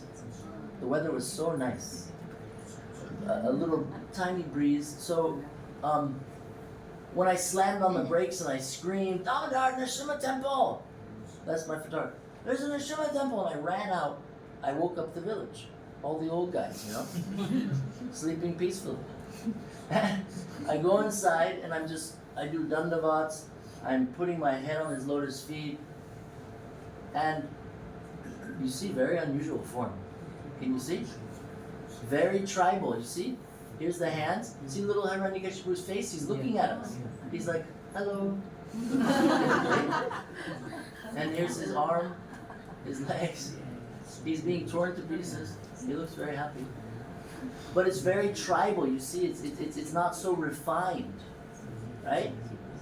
The person who carved it was very simple carver, you know? So I was like, wow. And I'm touching him, I'm studying him, I'm blown away by his beauty. And the people start coming in. And Damodar comes in, and he was also shocked. Because it happened so many times like this when we were traveling. This would always happen. We would be going to one temple, I would find 4 or 5 others. Just by the crazy voice, or somebody helped, or we. So, there was no Brahmin. So I asked some of the locals, you know, Archaka, Swami. And they took us to his house, which is behind the temple. You know, sometimes in India, dinner time is midnight. So you can knock on, you know, any Brahmin's door between 10 and midnight, they're having supper. Now they're having supper and watching Netflix. This is the new style. But so back then they didn't have any TV. So I knock on the door, and he opens. I said, Swamiji? He's like, ah. He said, Narasimha? Narasimha? Dia? He didn't even, he stopped his dinner. He was in the middle of dinner. He was having a dosha. I was like, oh. I was very, I really wanted that dosha. So we go to the temple, and he, you know, purifies himself, and the whole village wakes up. There was like 100-something people, little kids, everybody, grandmas, and they come and we do a Maha Puja. It was beautiful, and it ended up being, it was like 12:30. We stayed there too. And then so that was, you see, but before I went to him, I had darshans of his devotees, Shiva, Durga, Yajna Purush, and the Python. Yeah. And then Narasimha. So it happened a lot like that, where I would, you know, be like, oh man, I didn't find the temple, and always some cool miracle like this would happen. Wow. Oh, look at my beautiful India. Hare Bhagavan.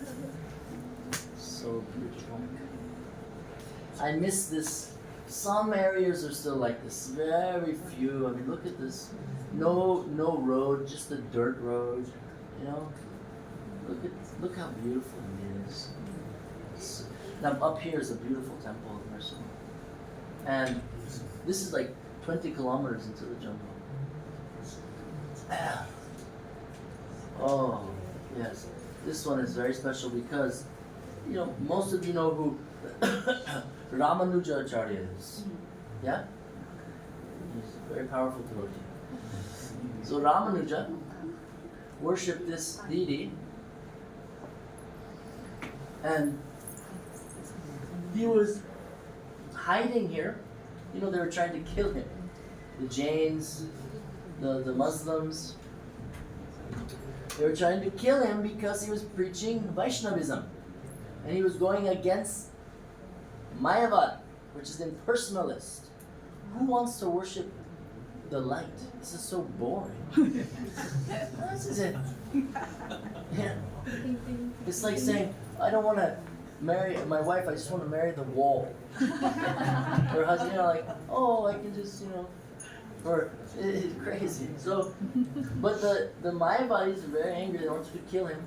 So he went here to this beautiful temple of Lakshmi Narasimha Swami, and Ramanuja did something he's never done before. Well, he was chanting the Narasimha mantras, and he was doing the 108 names of Narasimha, he was doing the Rana Vimochana Narasimha, Narasimha Astakam, Vokandam Varananam Paravaravidatam, kill, cut, destroy my enemies, burn my enemies within me and on the outside. So you see the beautiful eyes? So these eyes are not traditionally like this in India.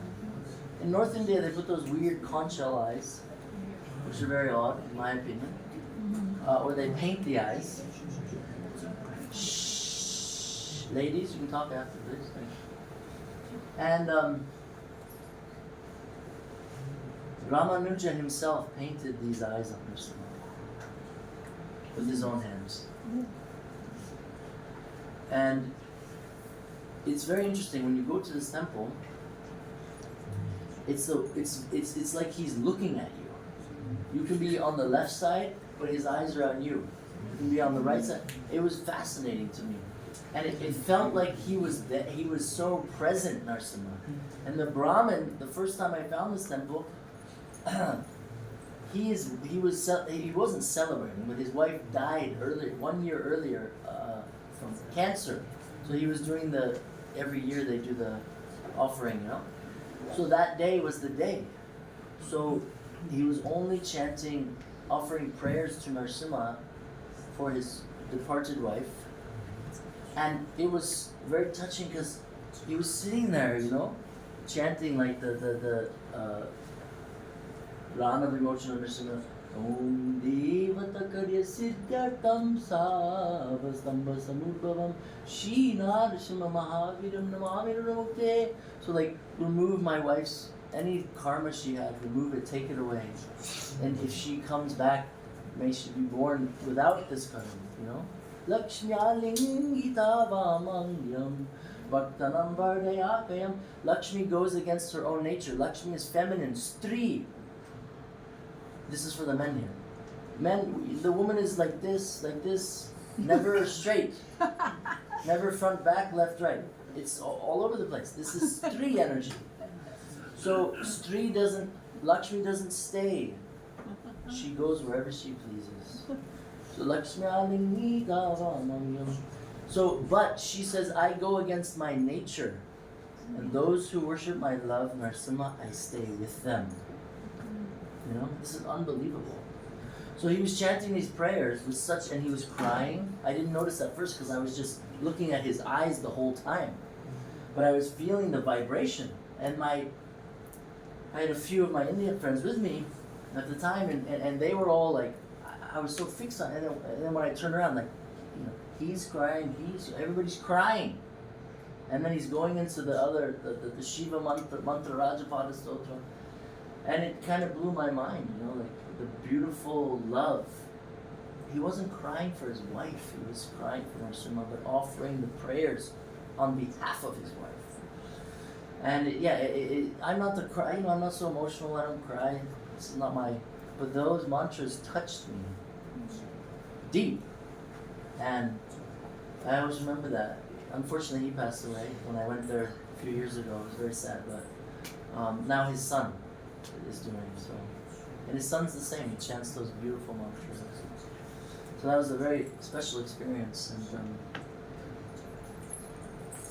it kind of, well, this is nice. Very, very, very rarely in my travels, because I'm white, I speak English, so in the early days, when I would travel and find his temples, I would just have the photo of Narasimha, and then each bus stand and train stand would sell different maps of the districts in Taluk, they call it. Taluka. And it was cool because in India they would have the state map, but then they would have the Taluka, and then they would have the smaller maps. So it was really good. So I just had this little, like a cloth bag I made. In the south they have a bag, and they put the things inside, and then they tie it like this, and then you carry your bag. It was a little longer, and then I would wear it like a Buddhist monk bag. So I had my maps, like 50 of them. So I would stop people, get my bag, open my bag, and I'd be like, whoa, and then I would show them the photo, and open the map. Narsimha Devasthanam on the map. I would say, Narsimha Devasthanam. And then, whether I was in Tamil Nadu, Andhra, didn't matter. And then somebody would know, and I had a marker, and somebody would say, old lady, sometimes teenagers, sometimes moms, dads, whoever. And then they would mark on the map. I still have all these maps, they would mark. And then I would say, Narsimha, again, and then I would say, any more? Like, more. And then you would never like find a signboard, especially a signboard with English. So this was one of the unique ones where it was clearly a Nrsimha temple. Why? Why is it a Nrsimha signboard? Exactly. And so now the person who told me about this temple, I was walking. I walked on this road here. Oh my God. I was walking at least 15, 20 kilometers. And very few cars, nothing. So the person who told me about this temple, he just told me it was like a few kilometers, you know. So, and he said something about a signboard. So I just kept walking. And luckily one nice guy had a motorcycle, so I flagged him down. And he drove me the last 2-3 kilometers. And then I saw the signboard. And he also knew. I said, Narsimha. He said, Devasthanam. And then he drove me into this jungle. See the red arrow right here? So on the opposite side was a small path in amongst these are arak nuts, you know, or the betel nut, you know, the betel nut, which like every single person in the world in that country chews. So there's a small road through there, and he drove me through there. And I arrived at this awesome Nrsimha. It was so fantastic. So I had to take a photo of this because it's so unusual. Now they have all the signboards everywhere. And look at this, look at how beautiful India is, kind of. So look at this temple, over 1,000 years old, right? Imagine how it would have been 1,000 years ago. Everybody had to walk everywhere. But if you had cities, you could float. So I had to go check and see if this was a Nrsimha temple. It ended up being, most likely it was, but there was nothing inside. The deity was stolen. Sometimes they smashed the deities. So, but behind here there was a Nrsimha temple on the opposite side. But so when I would go to a village, I wouldn't just see the Nrsimha. If there's a Krishna temple or whoever, I would see if there was the local devatas, and all through the south they worship like, you know, so many different, the forest gods and goddesses. I wanted to see them because what if maybe it's Nrsimha? So I ended up, you know, I would go to every temple in the village, and then I would talk to the people, especially the old people, because a lot of the old people, grandparents, they spoke a little colloquial English, which the ignorant British forced everybody to learn. So they would speak a little English, and sometimes they would have old newspapers, old palm leaf scrolls, which I have hundreds of them. And a lot of it was the local history, something important about the temple. So, or they knew the history. And that was so cool for me. And then of course they would give me some like idli dosha. That was like the cream on top, you know. So yeah, this beautiful temple was so nice. And it's just such a special place, India, and a lot of the temples. It's sad for me to see them being neglected. You can't blame anybody; nobody's fault. This is just how it is. So you just have to be proactive. And so I, started renovating a lot of it. It costs nothing, like 1 lakh. You don't have to do much. Put solar.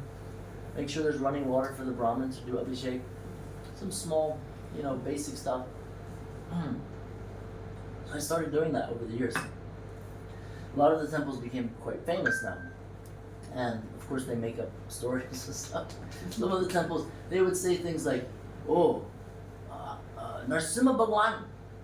happened here. This is where it happened. And I would say, oh. And most people in the South know Ahobilam. They know the place Narsimha manifested. And I said, oh, okay. But what about Ahobilam? They said, yes, Ahobilam, but no, here. And then there would be a small kund, and they would say, and if you take bath, all disease is finished. I said, wait a minute. They just told me at the last temple. Same story. So it was very, you have to be practical. A lot of them don't know the history. Unfortunately, remember the British came and ruined everything. And then people felt bad about their history, so they didn't teach their kids or their grandkids. So there's 2 generations that don't know anything. So it's sad. But sometimes I would find the generation before those 2 generations that were still alive. And they were awesome. Their knowledge, of the local chronology of history and dynasties. So it was pretty. I had to put my faith and being, practical. Because in the beginning it was like, Narsimha, everything, oh my God, okay. But then I was like, wait a minute. Every story is the same. I'm confused. So, Swayambhu Narsimha. I'm like, wait. If I say this deity is Swayambhu Narsimha, this is complete stupidity. Swayambhu means self-manifested. Shalagram is Swayambhu. But if I do pran pratishta of this deity and I put a shalagram inside of him, then he becomes Swayambhu. You understand? Just like Jagannath, it's just wood, lakri. What is inside of him? Before Jagannath, that temple was Narsimha temple. There's a Narsimha shalagram inside of him. Actually, there's 3. One in Subhadra, one in Baladev, and one in him. Then it makes him Swayambhu. So at first I would be like, every temple I go to, they'd be like, Swayambhu. And I'm like, wait a minute, this is like he's carved. And then some, if you know the history of, carving deities and so forth in India, there's a certain procedure. Like for instance, if the deity is broken, it's karab. You cannot worship him. Right? You should make a new one. It doesn't mean the old one is bad. It's just you put him to the side, maybe in a river you bury or museum or something. So some of the deities were broken. I had to. Some of the temples, he was not there.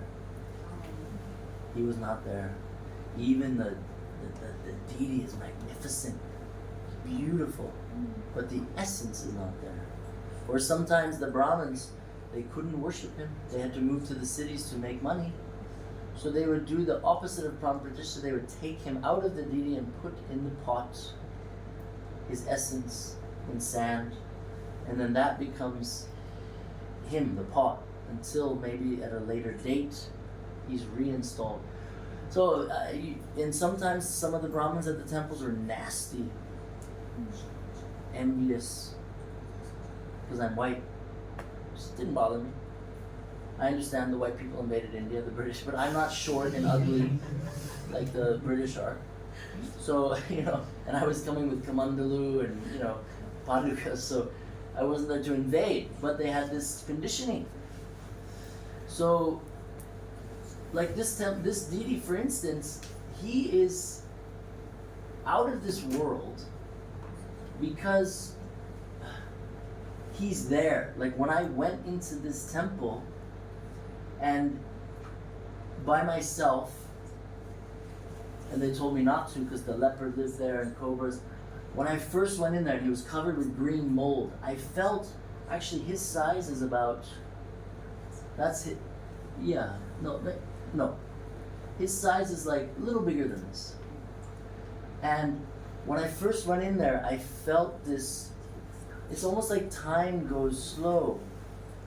And there's this serene energy of I don't know how to explain it, but you're like, wow, he's here. He's here. That's how I felt. And then you start to feel this like vibrational, like, I don't know, energy of ecstasy. all the happinesses and pleasures start, you feel it. So this deity was like, even though he's completely covered in mold, the temple was so dirty and crazy, but it was like that feeling of like, where have you been, my son? What took you so long? So yeah, that's one of the most, I love this deity. It's just out of this world. And you know, I don't think even from the side, look at the side profile. See? His look at his face. His eyes are bulging in the Puranas. Bhagavatam, his eyes are bulging from their sockets. His ears are erect and motionless. His mouth is like the caverns of a cave. Understand? His teeth are bulging. So, it's so awesome. Some of you are new, so I'll just show you. This is how I found him for the people that are coming for the first time. This is what he looked. So I came in the temple, I was very excited, I was screaming, I was so happy. Look, totally dirty, you see? It's totally bad. Now look, you go inside, he's covered in green mold.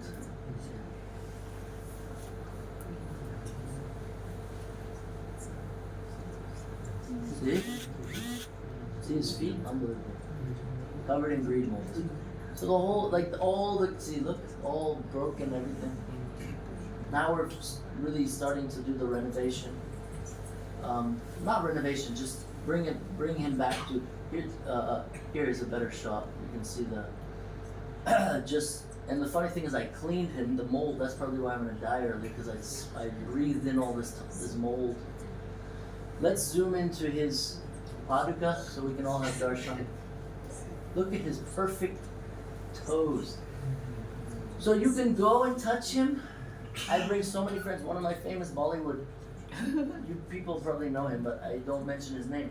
He's the guy that does all the music for Bollywood movies. Famous guy. So him and his wife's big. This last trip I brought them. And you know, they're Hindu, their family deities Narasimha, but when you're in Bollywood, it's very degraded. So many idiots drinking, smoking. They think they're so special. So they're a little bit in Maya. And they said, Dhruv, can we come? I said, of course. What do you mean? But we're not so perfect. I said, nobody's perfect. I'm not perfect. You're not perfect. They're not perfect. What do you mean? If you don't seize the opportunity, like Prabhupada used to say, get the nectar. What are you going to just sit back and be fake humble? No. Take the nectar, the mercy. I said, come. So we went there, and we were all doing Abhishek, and they're crying, they're massaging him, and they were like in ecstasy, like almost like they were crying like they lost their son. Such tears. And now they have a very deep connection again with Narasimha just because of this experience. So I always bring friends there, like, because he's sitting there, he wants to be worshipped by us. Look at, and then from that green mold to this. See? Look at how he is just perfect. He's so perfect. Look at this is all the Das Avatar. See Das Avatar here? And look at his hands. It's perfect. Look at the ring here. His beautiful bangles, right? Hey, Bhagwan. There's those lotus feet. His perfect fingers. You can touch his nail. You can, Anyways, maybe one day you guys will be able to come here. After you finish all your PhDs. So, any questions? Because it's already late. I didn't realize it was so late. Any questions? Comments? From the Tamils? You guys were here yesterday or no? You were here yesterday? Yeah, there were some Tamils here yesterday. I've been everywhere in Tamil Nadu. All the Narasimha temples, so many temples, all the Divyadeshams. Very special state, Tamil Nadu. The Tamil Nadu had the dynasty of the Cholas. The Cholas like to build everything big, right? So the Narasimha deities are like 3 meters tall, huge deities, and they're inside caves, like really far out stuff. Yeah, one deity is even bigger. One is like, yeah, up to the ceiling. With Sri Devi and Bhu Devi and Tanjore. So yeah, anything to add? And over here you can, I want you to come and take darshan of Narasimha. I want you to touch his feet. Okay? I'll do the shitari on your head, which is the lotus feet. And then there's this nice stone. This stone is from the pillar where Narasimha manifests, Ahobalam. Ahobale, Ahobalam, Narasimham. So Ahobalam, the remnants of the pillar, the base is there. So you can touch this to your body and your heart. You know, when the ladies and men come to Ahobalam, they take these stones. You know, the men keep them as good luck charms. The ladies will take small ones, put it over their heart, you know. And so we'll pass it around to everybody. And come get the shitari on your feet, on your head. Touch Narasimha's lotus feet. Come and see all these beautiful deities I have. These are also for sale. You should have Narasimha with you. There's Narasimha yantras, Narasimha kavachas. And I travel with these deities all over India. When I was there a couple of months ago, we went to so many temples and we do abhishek on the main murlava with the deities. So. And then I have 2 beautiful books. I know it's time for prasad and everybody's very eager for prasad. But these books are awesome because it's like having Narasimha with you at home. Like imagine you can open the book and you can have darshan of this deity, which was worshipped by one of the most powerful queens in Maharashtra. See him? Look how beautiful he is. He's huge. This queen died in front of him doing the Gilan, her last breath. That's a perfect death. If I could have that, I'll be happy. Maybe I won't get so lucky, but some people are lucky like this.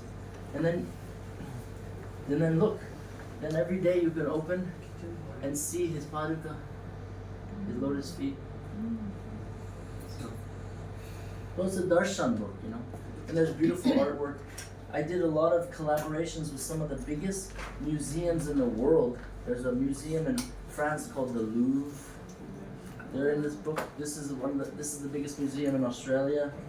So it shows the iconography of Narasimha. This is the Louvre in Paris. This deity is over 2,000 years old. This is in Cleveland, America. This is in Los Angeles. Look at this 2,000-year-old deity, Los Angeles. Anybody heard of the Met in New York? The Met? Yes, yeah. That's the Met. So this book is in all their museums. They're selling. And it's very rare that you can get that. It's all Narasimha's mercy. And then there's beautiful artworks of Narasimha, traditional, contemporary, like this one. You can see Yoga Narasimha. And then in the end, my favorite section is the section focusing on, I'll show you this one. Ganesh worshipping Narasimha. And then you have Shiva worshipping Narasimha. This is Shivji. Shiva's there chanting the mantra Rajapal. And there's the Sapta Rishis. They're the creators of the asanas, the yoga asanas. And Garuda is there, and Narad Rishi. So this book is for sale, and you can get it through Prabhuji and his good wife, Bhavana. They'll take orders if you're interested. And then come touch him, get the feet on your head, and then you get the best thing of the evening, which is prasad. Jai Narashimhadeva. Jai. Jai. Come.